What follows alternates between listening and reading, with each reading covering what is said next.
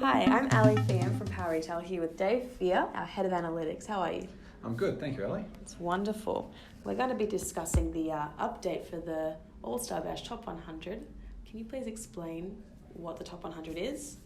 So the Top 100 is something that Power Retail has done for quite a few years now, and we take a lot of pride in being able to highlight retailers that are doing really well and track movements in the industry. It's very exciting. It's been going on for quite a long time, but you sort of redeveloped the way the ranking works. Yeah. Could you please explain how you've done that? So we did some work last year with the Melbourne Business School of Analytics to create a more data-driven model.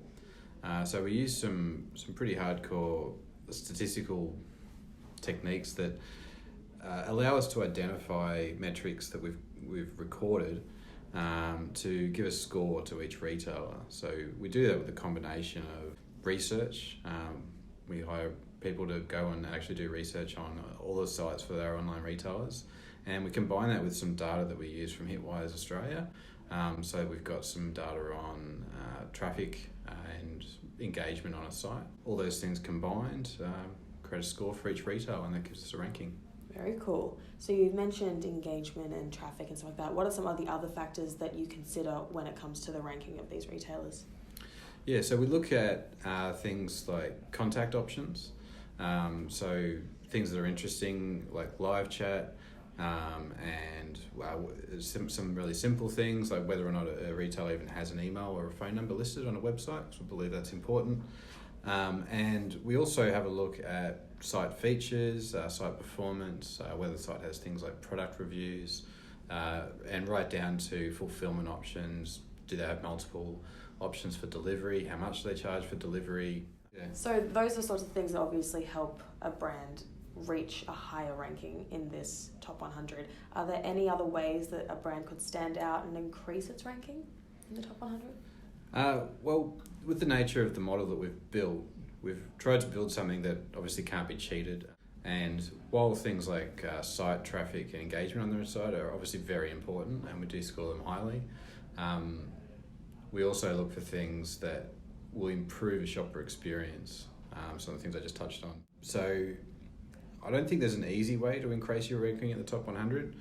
The idea of the ranking is to really highlight retailers that are doing really well. So I guess, in short, if retailers are excelling in their industry, then they should naturally climb the rankings. Yeah, awesome.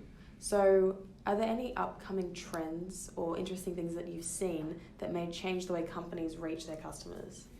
Yeah, so when we first started doing this model, we tried to pick a few things that we thought intuitively would just naturally flow through that would be important and highlight excellence. And one of those things that was interesting to watch was live chat, in that there was a lot of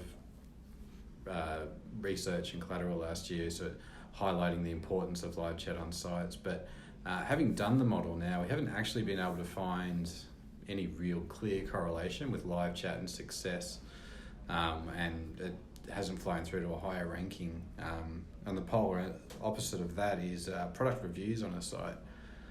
We found that sites that are doing really well and that have a really good offering will also have product reviews, and that's been really interesting, and that comes through really clearly in the data that the top 100 sites have a much higher percentage of sites that have product reviews compared to sites that aren't in the top 100. Yeah, definitely. So is there a company that you're particularly excited about, or one that has got some innovative ideas that are sort of, sparking your interest? Yeah, well, one site that we listed these as one of the ones to watch last year was Bunnings. They've quite famously entered the online retail space quite late. Despite the fact that they've had huge traffic on their site. They actually get more traffic on their site than any other online retailer in Australia, which is quite impressive. And so it's been very interesting to watch that. We noticed also in their latest ASX report, Wesfarmers have reported that their online retail has grown by 34%. And while they haven't explicitly said that, I imagine that's driven largely by the growth of online retail in the Bunnings space. Largely with their click and collect, and they've also got a really good app for tradies that we believe is performing quite well. Very cool. Yeah, it's an exciting sort of space to enter into now that everything's becoming so developed and just progressing along. Is there anything you'd like to add, or fun way to finish up? Sure.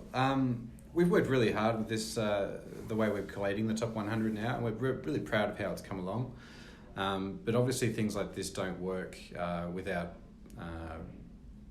research and collaboration from the industry. So we appreciate any input and feedback we get into the top 100, including criticism. So I'd certainly like to hear more from online retailers if there's anything they're interested in about that, anything they think we should be including that they think we maybe aren't, yeah. Excellent. Well, thank you for having a chat with me today. It's very exciting to get these updates on the top 100 because it's funny how so much stuff changes in 3 months, 6 months. So it'll be great to have a chat with you in the next quarter to talk about the next update. Will be some interesting trends that I'm sure we can go through, yeah. Absolutely.